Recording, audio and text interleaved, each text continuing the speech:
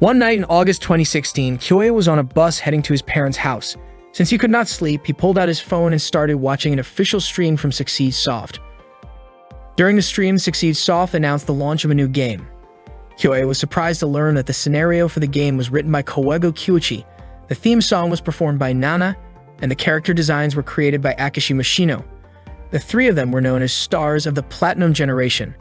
Kyoya was certain the production cost for the game must have been huge and the reaction from fans would be incredible.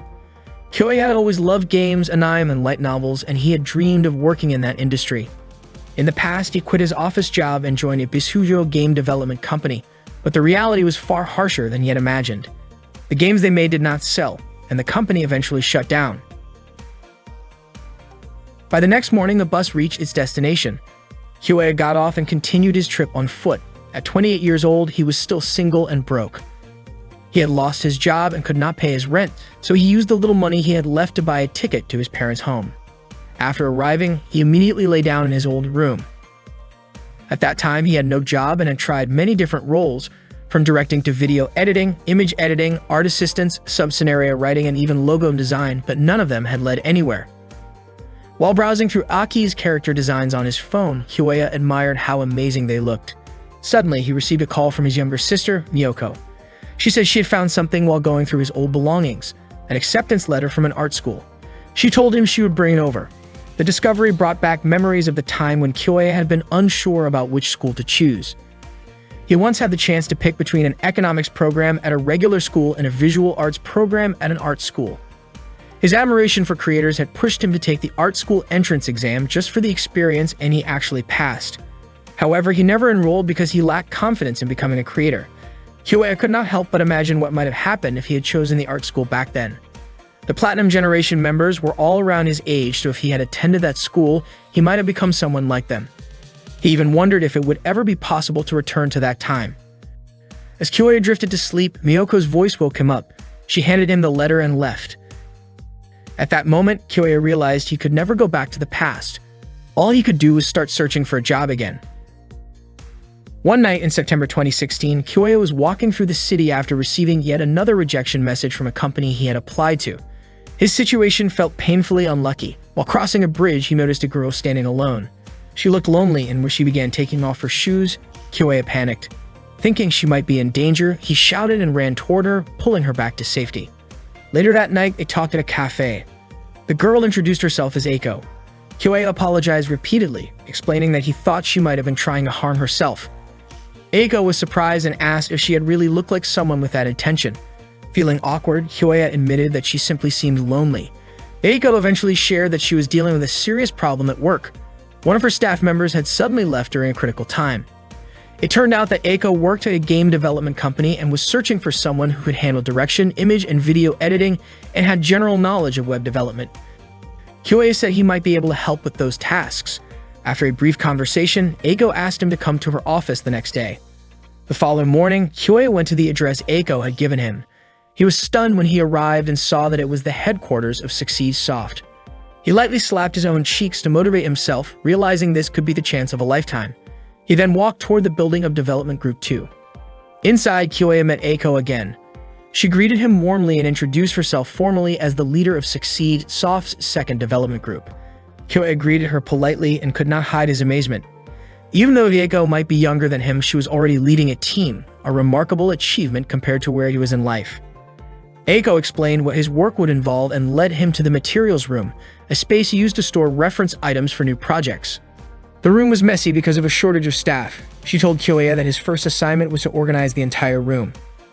Although it sounded like a tough task, Kyoya was grateful to have found a new job. He immediately started sorting through the folders on the computer, arranging them in a clear order. By the end of the day, he had accomplished a lot, organizing files with both numbers and letters for easy identification, creating digital backups, storing printed copies on shelves, labeling toys and figurines, and logging everything into the computer. When Eiko checked the room, she admitted that Kyoya's work had exceeded her expectations. One day in September 2016, one of Kyoya's co-workers asked him for help to speak with a writer over the phone, saying that Kyoya's gentle and thoughtful approach was exactly what they needed. His presence in the office was truly helpful to everyone around him. His work results were excellent and always met the targets, and he never hesitated to lend a hand to others. Eiko felt genuinely happy to see him there. That evening, Eiko invited Kyoya out for dinner. She admitted that she was glad because back then, she once mistook Kyoya for someone who was about to jump off a bridge. They both smiled as they recalled that moment. Eiko explained that during that time, she had been dealing with a lot of worries and had grown tired of everything. She shared how the social game developers considered her team a budget burden and even disrupted their progress. Kyoya was surprised that anyone would do such a thing, especially since the project that year was such a major one. According to Eiko, some people simply didn't want to celebrate, and to those who didn't care, an anniversary might have felt like a pointless event. Eiko wanted to make sure the project would run smoothly because it was a significant collaboration with the Platinum Generation. She admitted that Kyoya's arrival at Succeed Soft had been a huge help to her.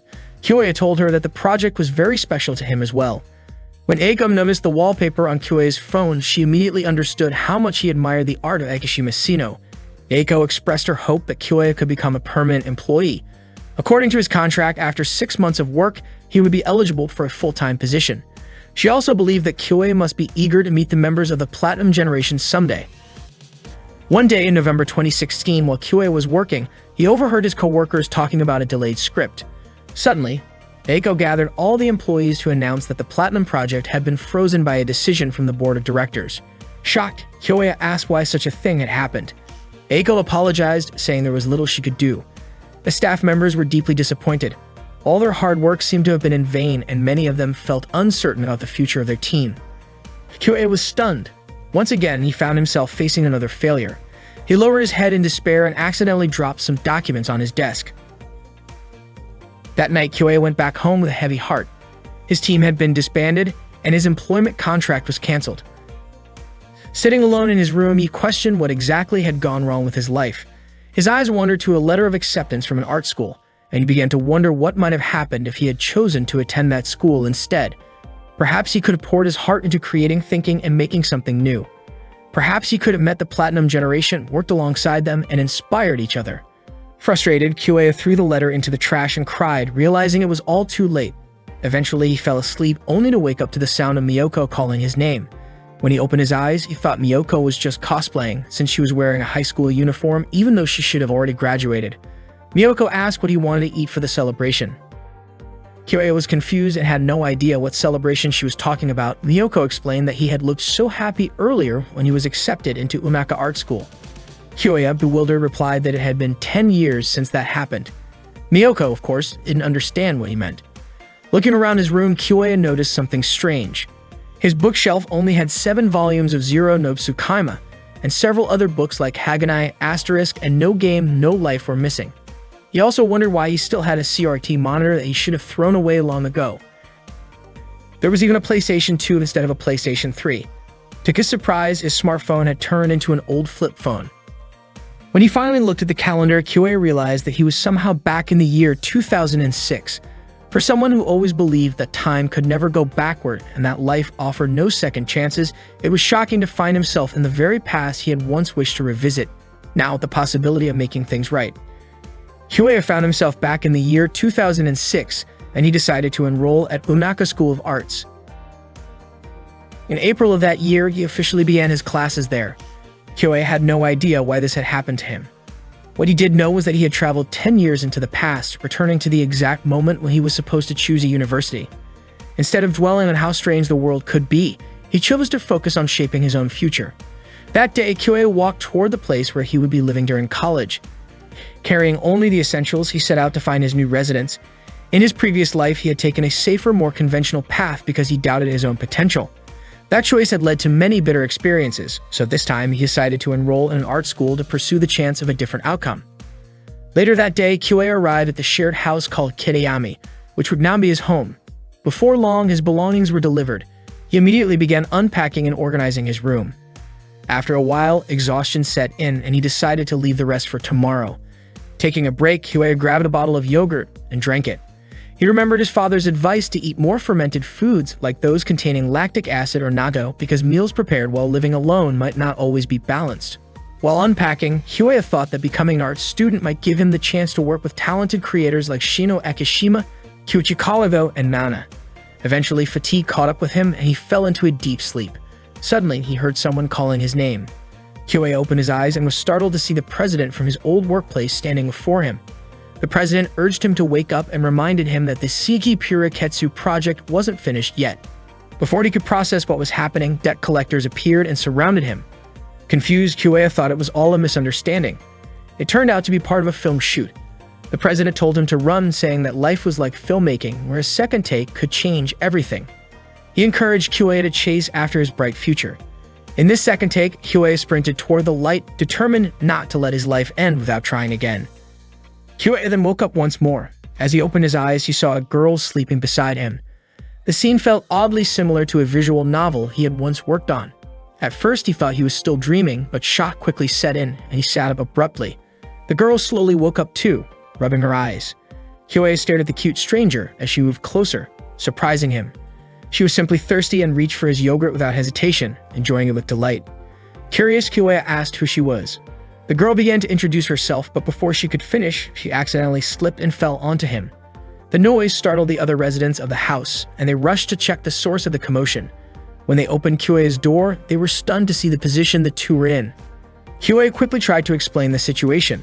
The girl clarified that her futon hadn't arrived yet, so she ended up sleeping in Kyoei's room for the night.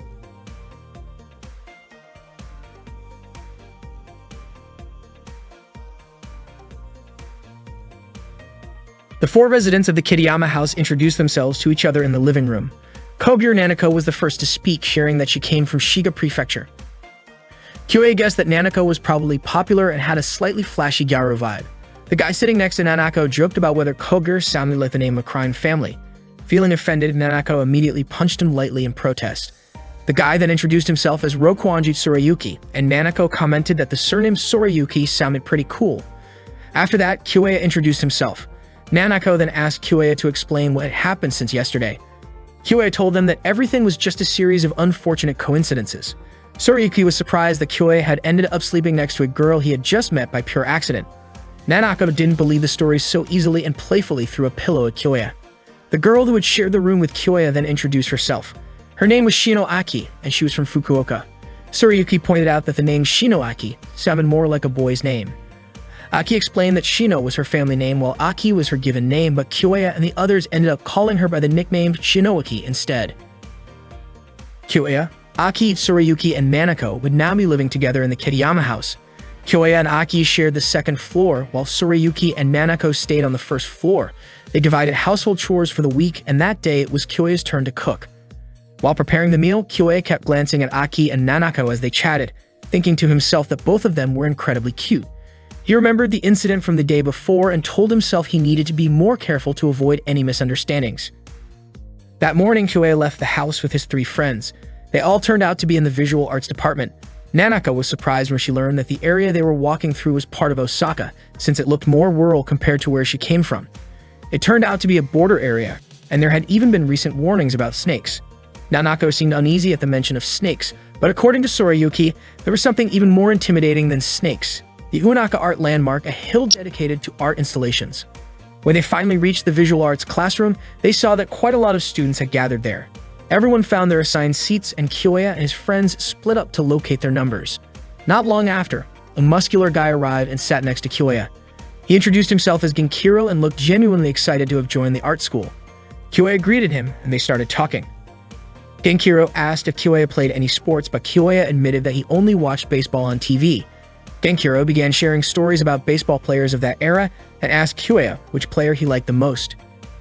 Kyoei mentioned Udani, only to realize that Genkiro had never heard of the name. That made Kyoei suddenly remember that it was still 2006, while he himself had already lived through life up to 2016 in his previous timeline. He reminded himself to be careful with what he said. Not long after, the professor's assistant Misaki entered the classroom to give a welcome speech. Misaki suggested doing a quick survey by asking who among the students wanted to become film directors, scriptwriters, anime creators, game developers, and so on. The students eagerly raised their hands according to their interests, their faces full of excitement. But then Misaki suddenly shared a sobering fact. The Unaka Art School had 135 graduates from the visual arts department the previous year, and only 8 of them had actually found jobs. The students were shocked.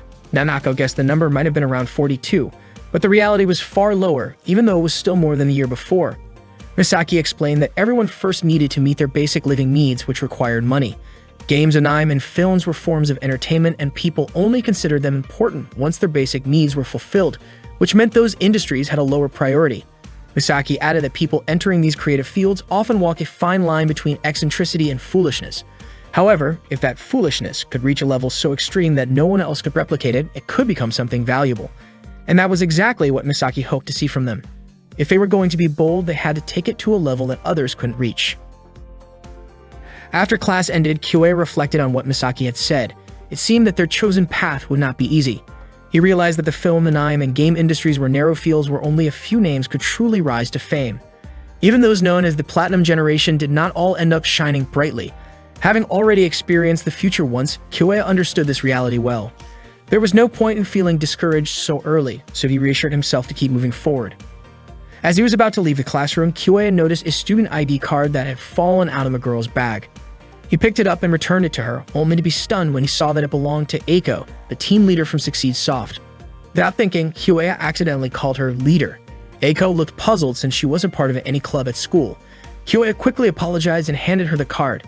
After thanking him, Eiko left the room, and Kyoei couldn't believe that they were actually enrolled in the same department. He began to wonder if the entire Platinum Generation might already be present in that very classroom.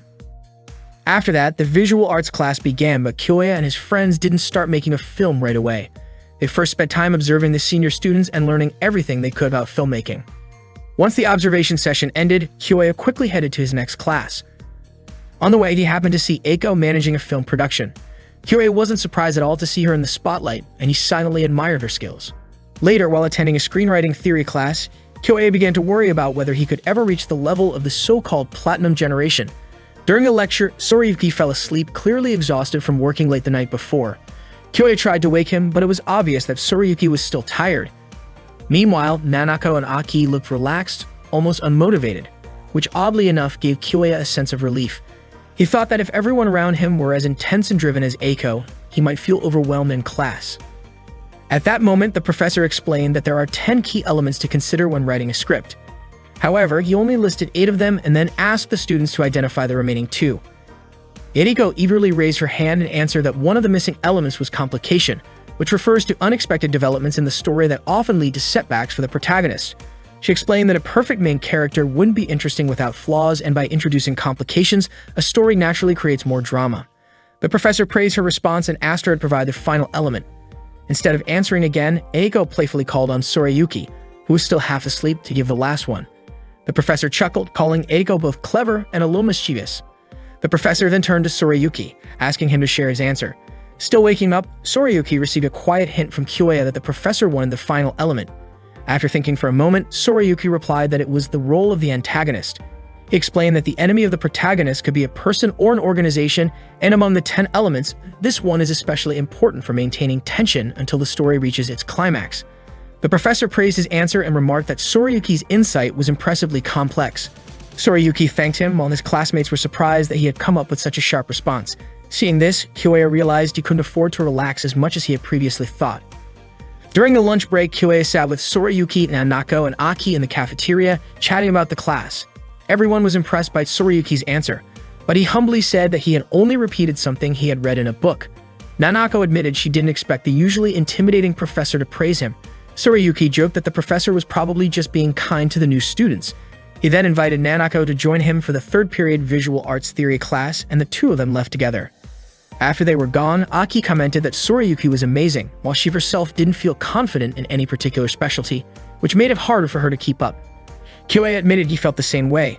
He had once believed that the extra 10 years of life experience he carried with him would give him an advantage, especially since he had some exposure to the entertainment industry, but he was starting to realize that his basic knowledge was still lacking. His shallow experience alone wasn't enough to match real talent or deep understanding. While thinking about this, Kyoei suddenly noticed Aki looking at him. Surprised, he almost spilled his drink. Aki asked why he seemed so worried. Kyoei quickly said it was nothing serious, which made Aki feel relieved. Curious, Kyoei asked why Aki chose to attend an art school. He mentioned that he had seen her completely focused during a photography class and wondered if she might want to become a camera operator. Just then, Genkiro suddenly appeared and startled Kyoei. Surprised, Kyoei asked why Genkiro was wearing such an unusual outfit. Genkiro explained that it was the uniform of his club, a ninjutsu study club. Apparently, only Umaka University in Japan had such a club. However, it seemed that Ginkiro's real reason for joining was because of a senior Komochi member he admired. Aki laughed, saying Ginkiro looked like he was having a great time in the club. Ginkiro encouraged both Kyoya and Aki to join as well, assuring them it was a lot of fun. After that, Kyoya and Aki headed straight to the club room, but when they arrived, it didn't see a single student there.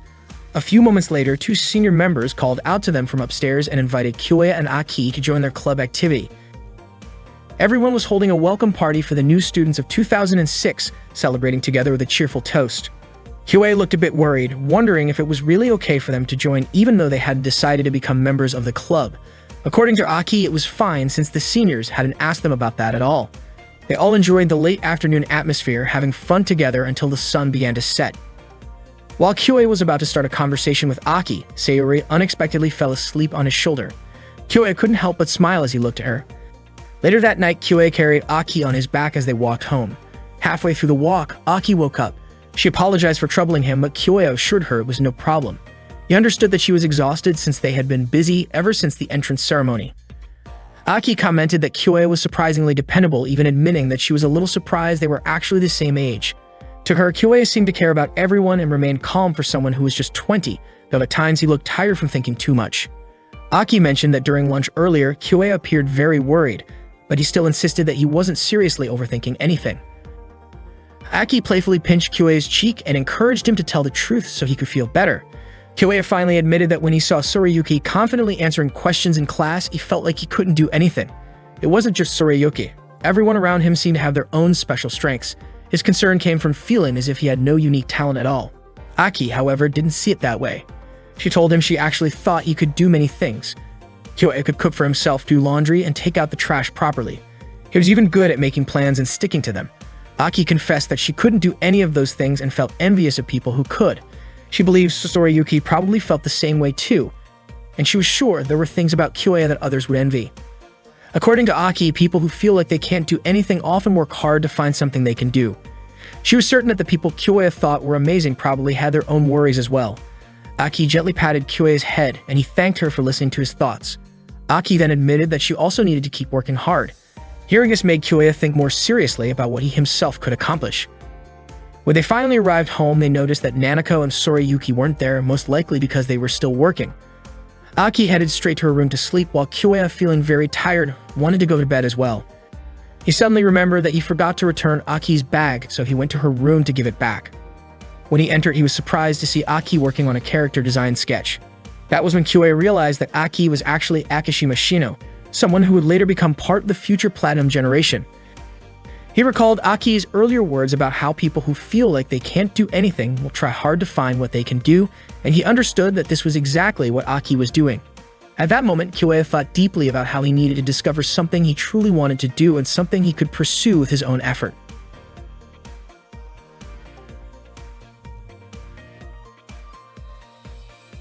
Aki scolded Tsurayuki for eating her ramen without permission. Tsurayuki apologized and offered to make it up to her by buying sukiymen instead. Aki pointed out that the soy sauce flavor of sukiymen was completely different from her own Yumakatoya tonkatsu flavor. Tsurayuki and Aki kept arguing while Kyoya could only watch. Nanako stepped out of her room and reminded Tsurayuki that eating someone else's food was something he should never do when they were all living together. Nanako was surprised when the three of them suddenly went silent and stared at her. Kyoya then pointed out something about her clothes. When Nanako looked down at herself, she was shocked to realize she was not wearing a top. Her face turned bright red and she quickly covered herself before hurrying back to her room. She had not noticed that she was in the middle of changing clothes. Kyoya felt a sharp pain from the reflexive smack Nanako gave him in her panic. Up to that point, Kyoya still could not understand why he had returned to the world of 10 years ago, with all of his memories intact, something that could only be described as a time leap. His second chance at college life was already filled with late-night ramen and nervous stomach aches. Along with his housemates, Kyoya was determined to create a real project, even though he had no idea what awaited them on their journey. The next day, Misaki taught a class that Kyoya attended.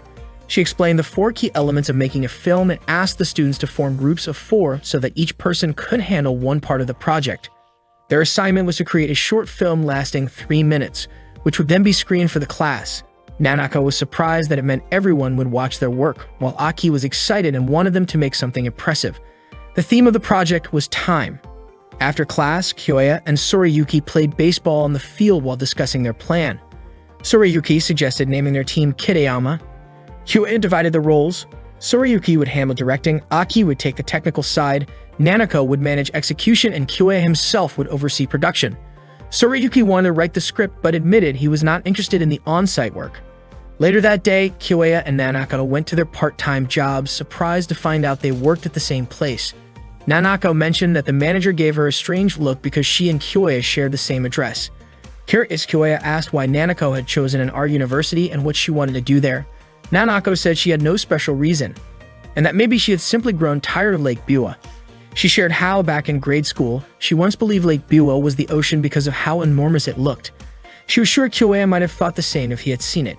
Nanako reminisced about her old neighborhood, where there were towns and shopping areas, but explained that if she had never left her home, she would never have known what the ocean really looked like.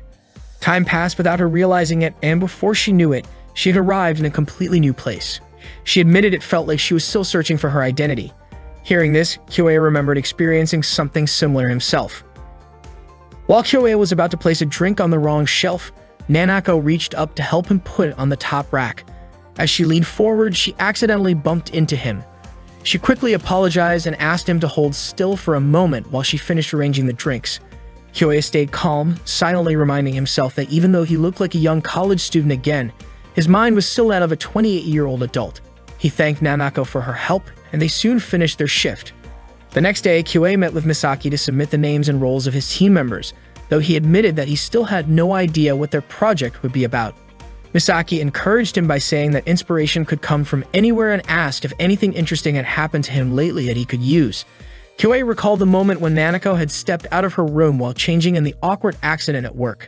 His face flushed at the memory, and he quickly excused himself from the room, realizing he needed to decide on their concept soon. When Kyoya arrived home that evening, he found Aki asleep at her desk, having dozed off while studying. He gently woke her, and she greeted him sleepily, sharing that she had been dreaming of eating a mountain of Edoshima oysters. Kyoya apologized for waking her from such a pleasant dream and asked why she had chosen to attend an art university. Aki admitted that she never felt particularly talented at anything and thought it would be good to try something where she might discover what she could do. She confessed that even back in grade school, she was not good at studying and often missed her train. Since she grew up in the countryside, missing a train meant waiting 30 minutes for the next one, and the station staff even came to recognize her over time. Inspired by Aki's story, Kyoya came up with an idea that fit the theme of time. That night, he gathered his team and shared his plan to make a short film about a train station. When Nanako asked why, Kyoya explained that a station was a place everyone could easily picture, which made it perfect for establishing the setting in a 3-minute film. He felt that a station, where people come and go and time constantly moves forward, was the ideal backdrop for their project. Nanako agreed, and Aki also mentioned that everyone used the train. Kyoya explained that since the station had been in the same place for a long time, it would be easy to show the passage of time there. He thought it could be used to tell the story of a woman's life within 3 minutes, and it might look interesting if the events were aligned to happen in a single day.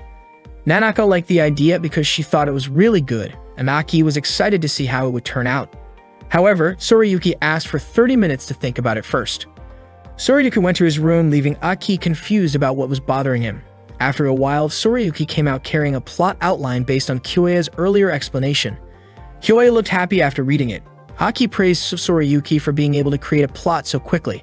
Everyone agreed with the idea, and Kyoya asked Sorayuki to write the full script. But suddenly, Sorayuki called Kyoya aside to talk. Sorayuki handed Kyoya a small piece of paper containing notes of his own idea. Kyoya was shocked when he read it because it was exactly the same as the idea he had just shared. Kyoya insisted that he had never seen those notes before. Sorayuki explained that he had locked the notes in a box, so there was no way Kyoya could have read them. He wondered if Kyoya had somehow read his mind, which made him feel like his idea had been stolen. That was why he had rushed to write the plot. Sorayuki admitted that it was scary how similar their thoughts were. Kyoya then realized how the idea had come to him. It turned out it was inspired by short stories he had read in the future, stories about a woman's life portrayed with a train station as the setting. His memory of those stories had sparked the same impression, and in a way, it was as if he had borrowed Sorayuki's idea from the future. Sorayuki asked if it was just a coincidence or something more, but Kyoya could only stay silent.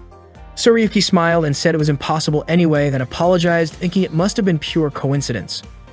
Sorayuki was pleased because the station's setting worked well for character behavior and events, something anyone studying scriptwriting would naturally notice. Yet it seemed no one at the university had realized it, so he had planned to create a simple project and focus on his own studies. However, working with Kyoya made it possible to create something much better. Kyoya felt excited at the thought of surprising their professors with the project they were about to make. The next day, Kyoya and his friends began working on the project. Sorayuki was in charge of the script, Aki handled the design, and Nanako provided the voice acting. They kept discussing the project everywhere they went. One day at a cafe, Kyoya asked Sorayuki to shorten the script because if they followed the current version, the film would exceed the 3-minute limit. He requested a rewrite, but Sorayuki hesitated. He explained that the script was already the result of careful thought and represented his best version, so it wouldn't be easy to shorten it. Instead, Sorayuki suggested that Aki adjust the storyboard to fit the limited time, and Aki agreed to try. He also asked Nanako to speed up her lines to help reduce the runtime, but Nanako was unsure if she could do that without testing it first. Sorayuki said they wouldn't know unless they tried. Kyoya began to worry because their project had a strict time limit. No matter how good the film turned out, if it went over the limit, they would fail. He wondered if this reason was enough to convince Sorayuki. Finally, Kyoya explained that if their project didn't follow the rules, they wouldn't receive a grade. Disappointed, Sorayuki reluctantly agreed to shorten the script. Before leaving, he asked if this was Kyoya's way of keeping their promise to create something truly great. Kyoya felt terrible after hearing that. Later, Kyoya walked around the school with Aki and Nanako. Nanako commented that Sorayuki was extremely perfectionistic and Aki told Kyoya not to worry too much about it. Suddenly, Nanako accidentally stepped on someone. It turned out to be one of their seniors, who asked them to escort him to the club room because he couldn't move due to hunger. When they arrived at the room, the door was suddenly closed by someone and a few people jumped out to surprise them. The seniors were overjoyed because their club president had successfully brought in new students, which meant they could avoid budget cuts for the 3rd year in a row. They apologized for tricking Kyoya and the others and begged Kyoya to join their club. Kyoya said he didn't have time to participate, but Aki showed interest and Nanako agreed to try if it was only a trial period. Kyoya was shocked by their responses. Hearing this, the seniors cheered in excitement. The club president then introduced himself as Takashi, a 5th-year student majoring in photography. He handed Kyoya a brochure about the club. After returning home, Kyoya still didn't have the courage to face Sorayuki in his room. Instead, he went to the station to observe the location for the film he planned to create. There, he unexpectedly met Eiko. Eiko was surprised to find out that Kyoya's team was also planning to shoot a film at the station, just like her team. She was confident that her team wouldn't lose to Kyoya's, even though she didn't know what kind of film he was making. Eiko openly admitted that her team aimed to achieve the highest score.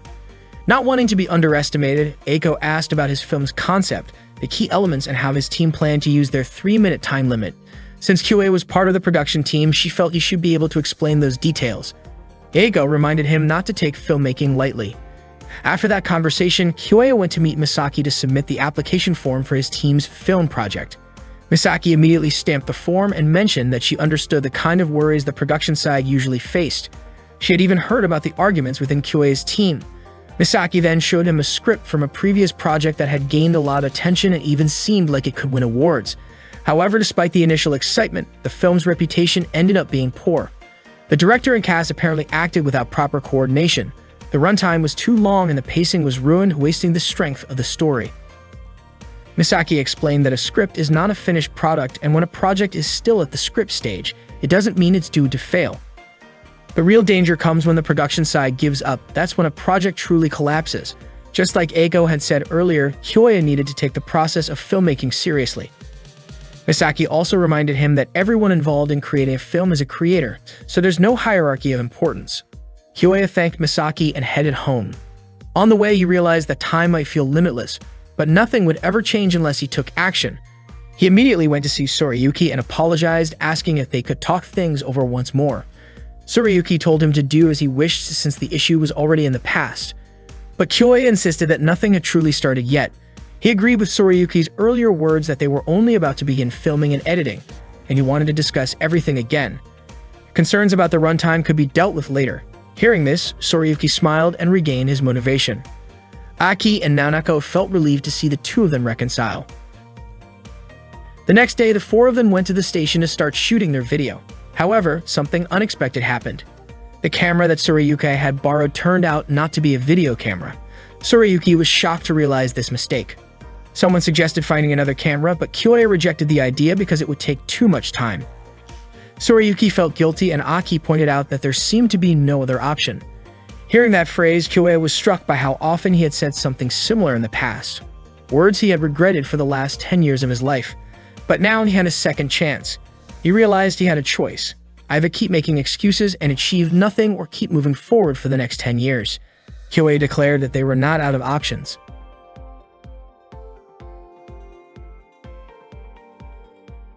The day of the short film screening finally arrived, and the students gathered in the theater room to watch the projects. Nanako felt nervous just thinking about how their film would turn out. Kyoya apologized to everyone because he barely finished editing and they never had the chance to preview it. Tsurayuki told him not to worry since he had already trusted Kyoya with everything. Nanako added that without Kyoya, they would not have been able to bring anything to completion. Aki confidently said everything would be fine. Before the screening started, Misaki gave them a few words of guidance. She reminded everyone that while this was part of a class assignment, once a piece becomes a finished work, it has to be ready for the audience's judgment. Everyone in the room was a creator themselves, so they had the right to react honestly, whether that meant laughing, clapping, or staying quiet. Misaki encouraged them to respond truthfully as students of visual arts. Kyoya thought to himself that in other words, if the film wasn't engaging, the theater would stay silent, and that would be the end of it. Suddenly, Eiko spoke up and said her team would not lose to Kyoya's. The screenings began soon after. Eiko's team's film played first and received a round of enthusiastic applause. Kyoya openly admitted how impressive Eiko's work was. Tsurayuki was surprised that a silent film could move the audience so deeply. Nanako hadn't expected that even without dialogue or sound, the protagonist's message could still be delivered so clearly. Aki commented on how visually beautiful the film looked. Kyoya acknowledged that in terms of polish and overall quality, Eiko's team was on a completely different level. Next, it was time for the Kitayama team's film. Aki worried that their film might be compared to Eiko's because both were set in train station. Kyoya silently hoped their project would receive a good reaction from the audience. As the film began, the audience was surprised to see that it used a series of still images edited in sequence to create the illusion of motion. That was the method Kyoya had to come up with. Earlier, he had told the team that they would try something different. Tsurayuki initially objected, pointing out that they were supposed to produce a video, not a slideshow. He even suggested changing the schedule, but Kyoya refused to give up. He asked everyone to trust him and assured them that their hard work would pay off. Kyoya spoke with such confidence because he had faced tough situations before. In the past, he once had to create a promotional video with almost no usable material. Back then, he managed by using After Effects, Premiere, and Photoshop, tools that were already available at the time. He was determined not to waste his friend's efforts. Kyoya then contacted Takashi to let him know he was interested in joining the photography club and asked Takashi to teach him how to take good photos. After that, Kyoya and Aki set up the camera positions following Takashi's instructions. Kyoya explained that they needed 100 photos per segment, which meant they would keep the camera fixed while taking shots. He then asked Nanako to act as usual once the clapperboard signaled a 2 to 3 second cue. He reassured her that he would capture the best frames from the continuous shots. Tsurayuki placed his full trust in Kyoya. Kyoya also told Aki that the composition he wanted would only work for still images. He knew it was a tough challenge but believed Aki could handle it. Aki admitted she wanted to meet his expectations. Kyoya also borrowed Nanako's digital camera to take 15-second bursts of still shots to piece together the story. During the shoot, Kyoya asked for Takashi's help to guide the process. Together with their classmates, they worked on capturing every shot until late afternoon. The short film was finally screened in front of the entire class. Kyoya silently wished for everything to go well. When the film ended, he was stunned to hear Eiko and the other students applaud. Genkiro was even moved to tears after watching it. Tsurayuki couldn't believe they had received such lively applause. Aki felt completely satisfied, and even Eiko acknowledged Kyoya's skill. Afterward, Kyoya felt an overwhelming sense of relief. Eiko's team secured first place, which was no surprise, while the Kitayama team earned third place. Kyoya couldn't help but think that if they had been able to produce the film exactly as planned, their score might have been even higher. Later, when only the Kitayama team remained in the theater, Kyoya apologized if his editing hadn't been good enough. But Tsurayuki admitted he was more frustrated with himself for not knowing what Kyoya had been doing during the shoot, especially since everything turned out so well in the end. He praised Kyoya's skill and reflected that if his own script had been a revised version based on Kyoya's feedback instead of the first draft, the film could have been even better. Nanako also praised Kyoya's incredible idea, admitting that all she did was follow his direction, yet the results still amazed her. She confessed that acting in the film made her want to perform again. Nanako promised she would do even better next time because she wanted another chance to act. Aki teased Kyoya, calling him sneaky because he was usually so quiet, yet when he became passionate, his eyes seemed to light up. She even admitted that her heart raced during both the shoot and the screening. Misaki then reminded them that the theater would be closing soon and asked if the four of them had figured out what they wanted to work on next. Aki, Nanako, and Sorayuki each decided they wanted to become even better than Kyoya. Misaki smiled warmly, happy to see the determination in all of them. Meiki told the group that there would be another assignment after the holiday, and she asked the three of them to be ready to respond to Kyoya. As they left the theater room, they talked about the mistakes they had made. They went over Sorayuki's error in handling the equipment, Aki's issue with the timing when creating the storyboard, and Nanako's unexpected desire to act, which had completely surprised Kyoya. At that moment, Kyoya thought that if he could put pressure on the platinum generation he admired so much, then maybe his decision to remake his life was starting to move in a better direction. Meanwhile, Eiko visited Misaki in her room. She admitted that she was upset about why Kyoya's team did not earn first place. Misaki explained that Kyoya's team created something unusual for a school project and suspected that this wasn't accidental. She believed that the team must have run into problems when requesting equipment. Misaki said that the film wasn't fully planned out, but even so, it had been a long time since she had seen something as interesting as that. If Kyoya's team had actually made that recording as a way to overcome obstacles, then Kyoya's problem-solving ability was far from ordinary. Eiko agreed with her. Misaki then revealed her plan for the next semester's assignment, saying that she wanted Eiko to work together with Kyoya's team. Eiko was surprised to hear this. Misaki teased that she was sure Eiko was interested in Kyoya. Eiko quickly clarified that she was only fascinated by Kyoya's talent as a producer. Misaki smiled and said that was exactly what she meant. Eiko's face turned red with embarrassment, and feeling annoyed, she quickly left Misaki's room. It turned out that Misaki and Eiko were sisters. Misaki couldn't help but think to herself that her little sister was indeed adorable. Later that day, Nanako and Kyoya finished their part-time work. Nanako apologized for asking Kyoya to take the shift that day, then invited him to go to a karaoke place. It had been a long time since Kyoya had gone to karaoke. Nanako admitted that she really enjoyed karaoke, or more accurately, she loved music and singing. The moment Kyoya heard Nanako sing, his heart felt move even though her voice was honestly pretty off-key. After finishing her song, Nanako confessed that she knew she wasn't a good singer. She shared that her grandmother used to play traditional minyo music at home and had taught her since she was a child, but she never played it well because she couldn't correct her pitch problems. Nanako explained that when she sang alone, she never knew what to improve, which was why she wanted to sing karaoke with Kyoya. Kyoya agreed, and Nanako was overjoyed that he accepted. After leaving the karaoke place, they walked home together. Nanako admitted that singing in front of Kyoya felt surprisingly easy and made her really happy. Suddenly, Kyoya suggested that Nanako should upload her singing online after practicing and gaining more confidence. He wanted to record her singing and share it on a video site so more people could see it. But Nanako immediately refused, saying she didn't want to do that because she was sure people would criticize how bad her singing was. Kyoya tried to reassure her, saying they could upload it once her quality improved, but Nanako still declined, insisting she didn't want to show it to the whole world because it felt like seeking attention. Kyoya then suggested uploading it to a Japanese video sharing site instead. Nanako had never even heard of that site before. It turned out that the site would only be launched at the end of the year. Hearing that, Nanako finally softened and agreed. Kyoya became excited, deciding to make it a goal for Nanako to practice singing and reach that milestone together. The next day, the photography club held a small celebration for the end of the semester, and for the art club's budget increased thanks to their new members. Everyone raised their glasses for a toast. Takashi suggested that they all introduce themselves again. He was happy because, thanks to Kyoya and the others, the photography club was able to survive. After Takashi finished his introduction, it was Yurika's turn. She was a third-year student majoring in industrial arts and proudly showed some of her sculptures and handmade crafts. Next came Mikio, who introduced himself with a beautiful singing performance. Nanako was amazed by his voice. Mikio, a second-year music student, clearly had many talents, which Yurika also pointed out. After that, Masaru stepped forward with a dramatic pose and performed a dance routine. He was a third-year student in the theater arts program and presented a lively bacchanale-style dance while playfully sipping on a drink. At one point, he suddenly sprayed the soda he was drinking into the air, which made everyone laugh. Takashi jokingly called it the Vesuvius eruption. Once the club gathering ended, Kyoya and Aki decided to head home together, while Nanako left for her part-time job. As Kyoya and Aki walked side by side, Aki looked genuinely happy.